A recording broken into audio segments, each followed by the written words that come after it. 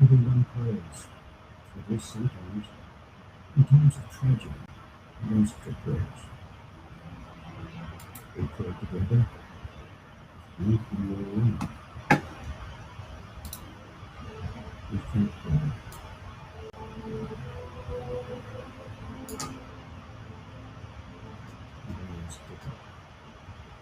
And restored, or sick, or feeling alone. Let's still in unity. Does God hear our prayers? Are we doing it right? Or do we pray?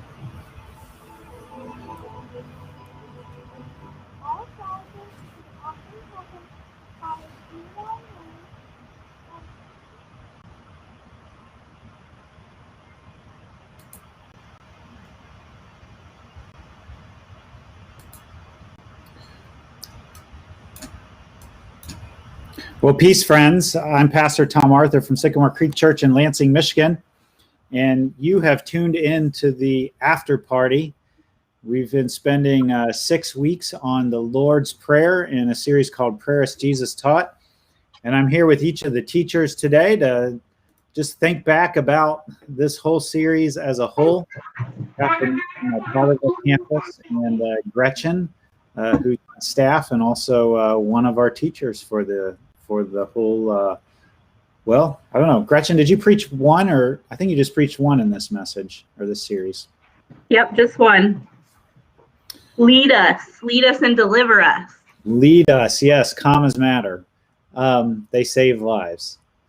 So we're excited that you are here with us. If you have a question about the series, question about the Lord's Prayer that we didn't answer, we would love to hear your questions, and we're going to talk about those now. So, hey, I wonder, Mark, can I pitch this to you?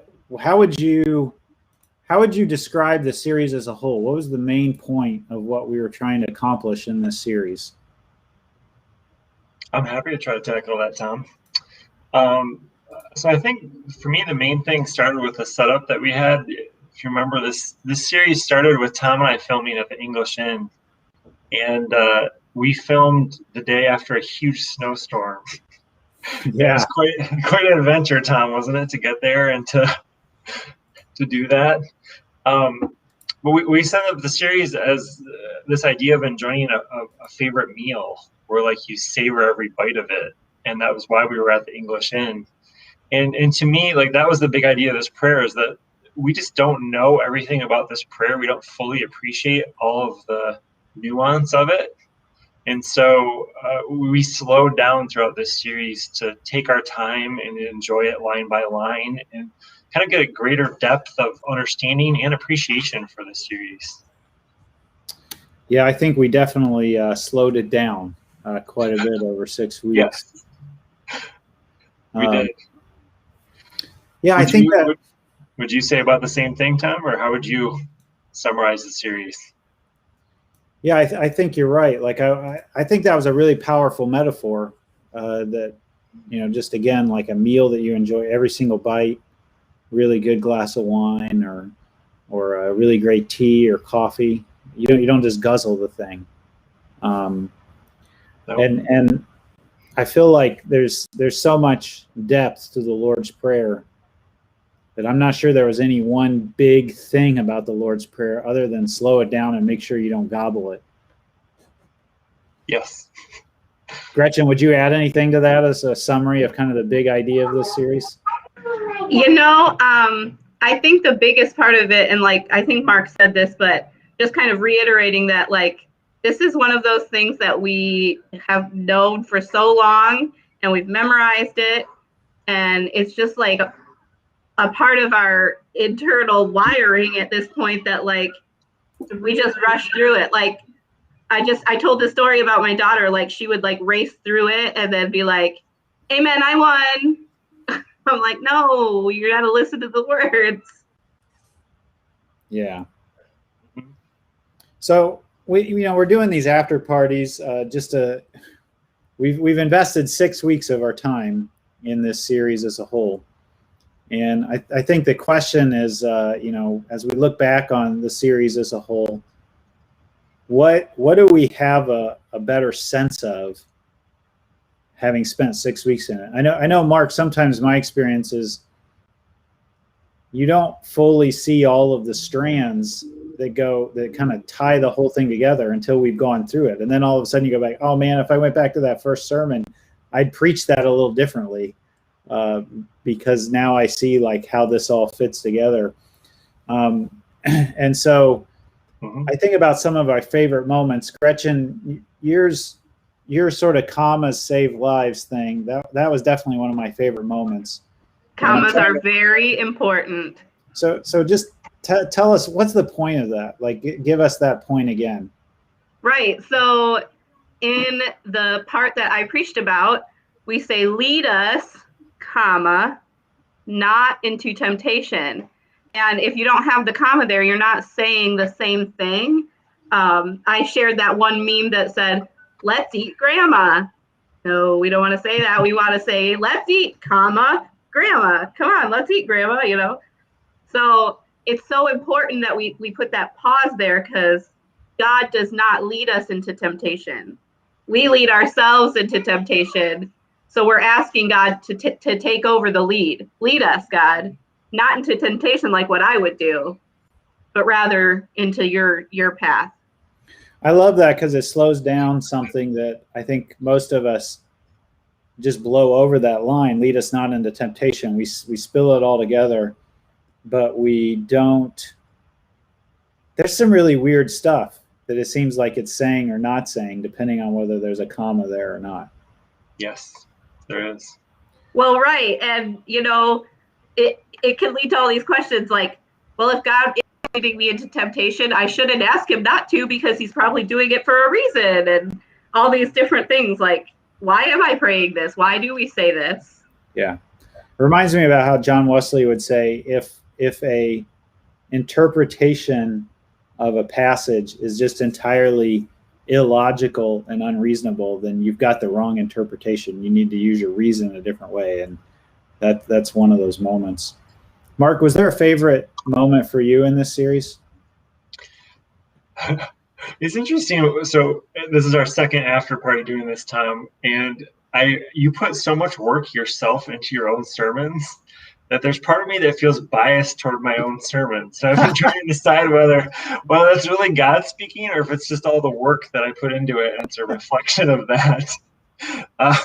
Well, you're also just more familiar with your own stuff because you've invested. You are. For me, I think the idea of ora et labora was really my favorite moments. And we saw that in two different sermons. So it was in Thy Kingdom Come, Thy Will Be Done, and it was also in Our Daily Bread. And that idea that we pray this prayer, but then we also like do work alongside praying, and like we don't just say like, oh, may you be fed and well, and then we don't do anything to feed someone. We help feed them. And that was really meaningful to me, particularly with that phrase, give us this day our daily bread. I think all too often I've kind of personalized it, give me my daily bread. And I needed the reminders throughout this series of that mine versus thine, particularly when it comes to prayer and work and how we live that out. I think that was something, you could have called this series Mine versus Thine, because that was a thread that went through so much of this, and the Lord's Prayer being something that tunes us to God and away from our own whatever. Yes. Well, one of our partners one week commented that she prefers to pray this prayer as a community. And I found that to be a really powerful concept, that this isn't an individual prayer like Mark just said. It's not just my bread, it's our bread as a community of believers. Yes. Yeah, those plurals there are really important. Mm-hmm. How about you, Tom? What was one favorite moment for you? I there's so many of them. It's hard to nail down one. But I guess I think when I was talking about the sermon on forgiveness and we were going. I was sharing about Scarlett Lewis and her son Jesse, who was shot at Sandy Hook, and I got choked up. I mean, I'm in our building in the middle, like I was filming that on the second floor in our children's area, and it's a total disaster and mess up there. And those were not manufactured tears. Like that was just me as a parent getting caught up in the emotion in the moment. And the idea of Scarlett being able to forgive people or be in the process of forgiveness. That really tore me apart a bit. And it's sort of an interesting moment to be there. Of course, I'm in front of my camera. I could hit stop and restart, but I felt like they were genuine. It was a genuine sorrow, so I left it in there and didn't try to record it composed. But the other one that really strikes me is the idea of our Father who art in heaven. Mark, in that first message, you kind of the heaven or can be out there, like above the whole universe. Yeah, and also like the air, in the air that we breathe. So God is transcendent and God is immanent. That's such a beautiful like way of thinking about and framing that phrase, our Father who art in heaven. And I keep thinking, I keep thinking about that every time I pray it now. Yeah. Especially because who art in heaven is not a phrase we would use anywhere else in regular life. Yeah. So it's helpful to give it added meaning. There's a lot of words in this prayer that you're like, I never say this any other time. Yeah. Gretchen, I don't know if you had one. I kind of pitched you about the whole commas, but is there another one that you want to highlight yourself? Well, Mark was sharing about how like we get so ingrained in the one that we have delivered that it's hard to like think about the other ones. But whenever I prepare a sermon, I like to go and like see the material that's going to be coming before, so that I kind of understand the direction that we're going. And like you said, there's that thread of thine versus mine. And the language of the Lord's Prayer is not singular, like our Father, our daily bread, lead us. Yeah. So I think like that kind of realizing that this isn't just individual prayer, this is something that we are all praying together, and we're praying it for ourselves and for each other, is kind of something that I picked up on throughout each message. Yeah, I think that's absolutely true. So I wonder if there's something new that you learned that's changed the way that you pray or follow Jesus. And I'm also really curious. I just want to ask people, what questions do you have about the Lord's Prayer that we didn't cover in this series? And we'd love for you to type those in the comments section, and we'll see if we could cover some of those. We are on a lot of different channels, so hopefully we'll pay attention to everywhere you're at, YouTube and Facebook on a couple campuses, and Twitch and our website and so on. But we'd love to hear what questions you have that we didn't answer. Mm-hmm. And maybe we'll be able to answer them now. Or but maybe we did answer, Tom, but people weren't satisfied with our answer. Well, that too. Sure. You want us to go a little deeper. My pace of the Lord's Prayer has slowed dramatically. I mean, I pray it almost every day, and I have for a long time with my kids or with my wife, and I have just slowed it way, way, way down. I realized I had just been, like your illustration, Mark, like you're pounding a Mountain Dew rather than sipping a fine wine. That's totally changed for me. Yes, that's changed for me too, particularly during Lent when I'm not drinking Mountain Dew. It's a good reminder to slow down and savor a lot of things, including the Lord's Prayer. Yeah. I think one of the things that I learned that was new, reflecting back on this series, is a little bit more about God's kingdom and what it means to bring that to earth. like, thy will be done, thy kingdom come. And then it ties into my favorite moment, which I said it was sort of the Ora et Labora prayer and work idea. I think that really struck me, particularly coming out of our series, You're Not Far, where we talked throughout the book of Mark about Jesus' central message of the kingdom of God, the kingdom of heaven being near. And so then having this prayer where we pray the prayer that we would help bring that kingdom here to earth it was a really powerful mixture of those two things, the previous series along with this current series that we were doing. And it's kind of brought that to the forefront of my mind for this year, for 2021. Like, how are we bringing God's kingdom to earth around us, whether it's in our workplace or in our neighborhood or our friendships or wherever it might be. That really struck me, and that's changed the way I live out my faith this year, I hope. Mm-hmm. How about you, Gretchen? Yeah, there's so much. I mean, I was just thinking about the fact that even during this challenge of praying the Lord's Prayer every day during this series, I started a practice where I would pray a line and then like riff on it. Like I would pray things about what's going on in my life and my friends' lives. But I noticed, like, now that I think about it, that a lot of what I said was individual. And so now I'm like, man, thinking about what I just said earlier about the communal nature of this prayer, like I got to go back and, like, when I pray it, I need to pray not just for myself, but for others. But the other thing that I think that I took out of this was in my message about lead us, deliver us, the word deliver being from that word rusai, which means to like rescue or to rush in and swoop up. That was like a super powerful image to me. I know that some people struggle with the idea of God as Father, but I found that to be really comforting. Like, I know I'm going to screw up. I am going to lead myself in a bad direction. Like, that's just part of who I am as a human being. But God will come in and he will swoop in and he will grab you just at the last second.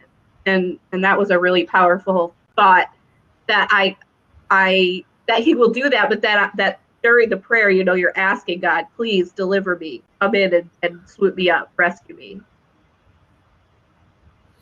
We would love to hear what questions remain for you about the Lord's Prayer, or if there are things that you think that we didn't cover very well, or you'd like us we didn't cover at all. So take some time to put those in the comments section, and we'll see if we can hit some of them.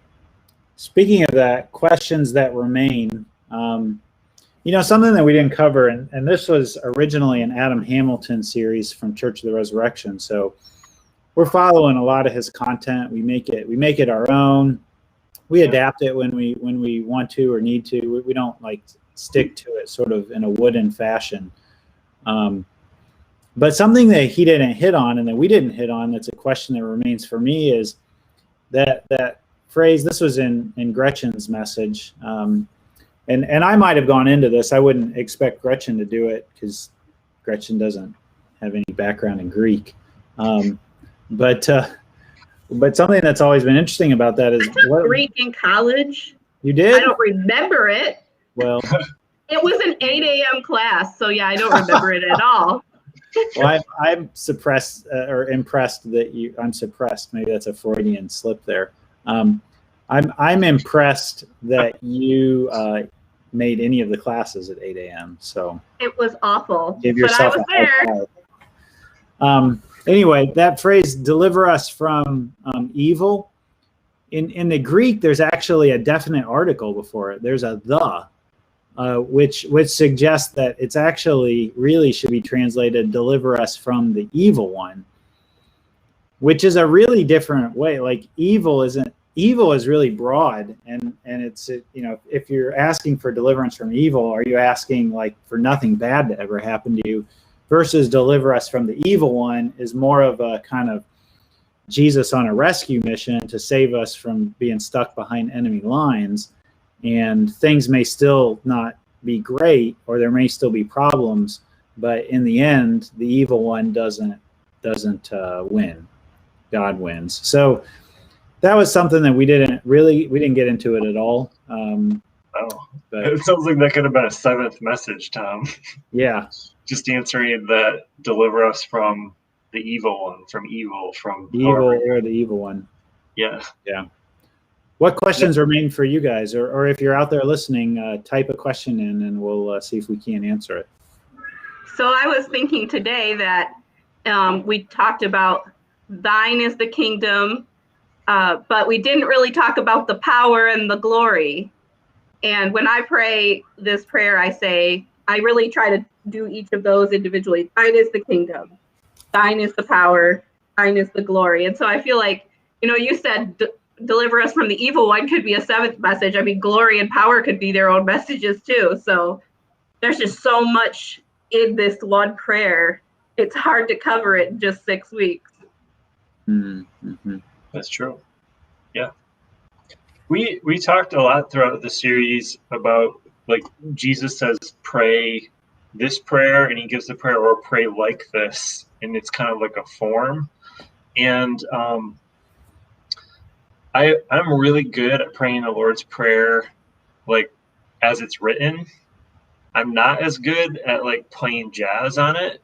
And I feel like we could have modeled that a little bit more throughout this series, how you might have prayed this prayer as a form and rather than just the straight up words. Part of me is probably like the scientist in me. I'm very precise. I'm very anal. I like things just right. And so you start messing with it, then I'm like, oh, what are we doing here?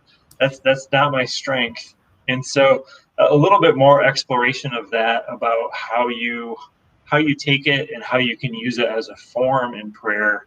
That would have been a helpful practical application, I think, that I'm looking back. Tom said it earlier that you start the series and you start it and then you look back and you're like, oh, there might be some things that I would change. That'd be one piece, I think, that I would change and that I would address a little bit more, modeling that. As you say that feels like something fairly easy to just dive into a little bit right here. As far as like thinking about that as a form. I do this a lot when it comes to, so one of my favorite forms of prayer are the weekly collects in the church calendar. And and I'll read the prayer and then I'll go back and I'll play jazz on it. I'll use like a phrase or a line. So, you might do it in terms of like, our Father who art in heaven. And I might say, for the word Father is really challenging for some people. So it might be our Mother, our Creator God, God who knows me intimately. Like you're just starting with an address, but I think it's a really personal address. God, you could even riff off of art in heaven in terms of God who is above all of the heavens, above all of the universe, who holds the universe in your hands, and God who is as close as the air that I breathe. You know my inside and my outside. You know every hair on my head. And now I've just riffed right there, like on the address, like at the beginning. Our Father who art in heaven, hallowed be your name. And you can say, God, your name is holy. Your name is beautiful. Your name is amazing. Your name is above all names. And then you're just riffing a little bit on that. But I love doing that sort of thing. But it does. For me, the prayer has to be like in front of me, written down. To do that, it's really hard. Like, because then you go back, where are we at in the Lord's Prayer? I can't remember. What's the next line? Yes. Yeah, as you were giving your example, Tom, I was like, oh, what's he going to next? Like, I know. In front of me right now. It reminds me of the good point. You forget, like, oh yeah, what's the next line? I was preaching some other time back when I worked at Petoskey United Methodist Church, and I had written in my notes, Lord's Prayer. I had some point I wanted to make about the Lord's Prayer in relation to what I was talking about. And I said, it's like the Lord's Prayer says. And I couldn't remember how it began. Yes. And you know what? Sometimes when I pray the Lord's Prayer with my kids, I'll forget what line comes next and I'll stop. And then Hope will fill it in for me. So my 6-year-old knows it better than me. Well, that's part of the communal aspect of prayer, right? Like when you're in a big group, the group carries you through your mind farts. Yes, exactly. Yeah. So, Mark, I don't know. As you think about riffing on it, are there other ways that jump out to you, or that you might pattern that for people? Well, I was just thinking about other parts. I mean, to me, the beginning part that you started with is maybe the easiest part to riff on. When you start getting into like "Give us our daily bread," it requires some understanding of what that is talking about. And I'm hopeful that throughout this series, by explaining, like when we talked about, for example, "Give us this day our daily bread," that can mean literal bread. It is also our bread. It's like a communal bread. And it can be like the spiritual food that we need, the nourishment for our soul. You have to almost understand those things in order to pray that prayer in different ways. Otherwise, you're going to get caught on the literal, "Give us this day our daily bread." Yeah. And I think, if you've been paying attention throughout this series, you should get some ways where you could play around with things. And it's, just for example, that line, "Our daily bread," it's not just bread, like, right? We need other forms of nourishment, like hopefully fruits and vegetables and beans and rice and all these sorts of things, right? And ice cream, that's one of my favorite forms of daily bread. Maybe not every day, but once or twice a week, based on Gretchen's message. There we go. The shoemaker's advice. Yes. That's right. She's one of our members. Yep. It's fantastic. Mark, some of those things. Something you said really strikes me. Like, you almost have to have gone through the 6 weeks of the message to be able to know how to riff on it. Like, you've got to understand what the words are and what they mean to be able to play jazz on it. Which reminds me of how, like, the more that you know, the more you see. And if you don't know much, you won't see much. And I think that's true about the Lord's Prayer here. Yeah. I think also, what does the prayer mean to you as a person? Like, how does it speak to you? You can riff in that way as well. Mm-hmm. Well, give us this day our daily bread. Lord, I got a hard conversation coming up today. I don't know how I'm going to get through it. I feel anxious about it, Lord. I need some grace and mercy and endurance to make it through the day today and to get through that conversation. I mean, that's a riffing on the Lord's Prayer, I think.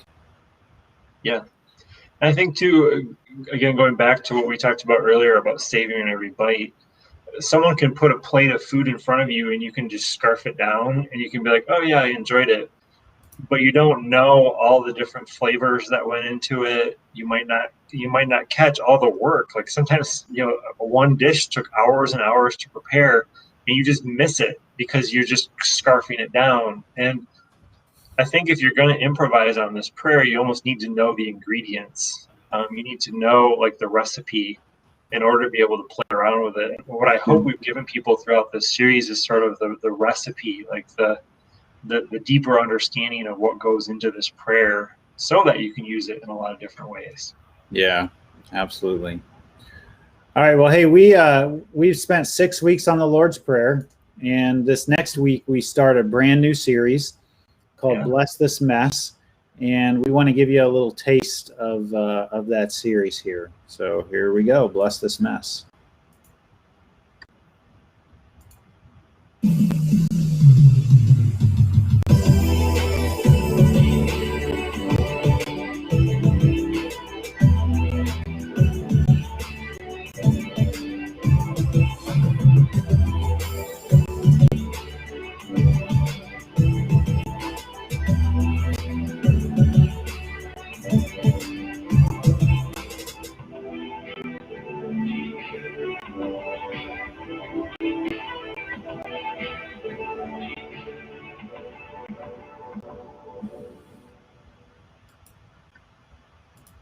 That makes me stressed out just watching that as a parent. Yeah. I worked at a daycare for a while, and like, paint was like my least favorite thing to do, and I avoided it at all costs. Of course, I worked with 1-year-olds, so there's that. Older kids, maybe. They're just as likely to eat it. What is this next series about, Mark? Oh, you're giving me the overarching questions today. Yeah. The series, it's really about relationships. And we're going to start with Easter about talking about our relationship with God and how it can bless us in the mess of our lives. And then the rest of the series, we're going to spend talking about different relationships and the blessing that we can find in the messiness of those relationships. Because I think anyone who's ever been in a relationship with anyone else recognizes that they're messy. Yeah, absolutely. Yet there's blessing. So we're going to be finding that blessing from God in the midst of all those different relationships with like parenting, with marriage, with families, with just relationships in general. It's going to be really good stuff. So how are you guys inviting people to Easter? How's that working this year? It's a little different. Yep. I don't have my stack of flyers and cards to pass out and things like that I would usually be doing. I've still taken advantage of like in-person inviting though. Like when we had our bread drop recently in Potterville, we had several people come through who I was able to invite to our Easter services. There's actually a couple that I talked to who were interested in serving somehow, and they're going to help with the Easter candy drive-through in Potterville on Saturday. So I'm excited about that. That's cool. How about you, Gretchen? How's inviting been going? So actually, I feel like it's about the same for me. I'm going to be inviting people with private messages on Facebook. I'm considering making some cookies and passing them out to the neighbors and giving them each a flyer. Actually, so my kids this week are with their dad for spring break. And so he is actually living very close to the Potterville campus. So I texted him and I said, there's this candy drive-through on Saturday, April 3rd. You could take the kids to it. It's just down the street, you know? So text, Facebook, those kinds of things work well for me. I like to share things on my Facebook, like events and stuff, and that seems to be pretty successful for me as well. Yeah, I'm super excited about this. Mark, up here right now, I think is the Potterville schedule. Lots of good stuff. We're integrating a lot of different things compared to kind of how we've done it in last years. And we start off, of course, on Thursday with the car wash in Potterville. Both campuses jumping into that. Friday night is our Guys in a Garage Death Explained. Saturdays, the candy drive-through at Potterville. And then both of our campuses are doing sunrise services in different places, our normal Sunday services. And then we're doing a children's message service at 9:30 on Sunday morning, and then a cafe Zoom room, and you're doing a watch party in the building at 11 o'clock. So lots of really great stuff. I hope that folks will come and join. I was talking with my physical therapist about it this past week, and just sharing with her the things that we've got going on. But I think we're in an age where like sharing stuff in private messages on social media, that's super easy. So it is. Well, hey, any parting words before we wrap up this after party? Keep praying the Lord's Prayer. That's what I was going to say. So I think the temptation after spending all this time on it is that you could get sick of it and it becomes routine and familiar. And I hope that we've jogged people out of that throughout this series. And I would just encourage people to keep praying the prayer and to keep seeing the richness. All right. Well, we will see you all next Sunday. Until then, be curious, be creative, be compassionate, and peace out.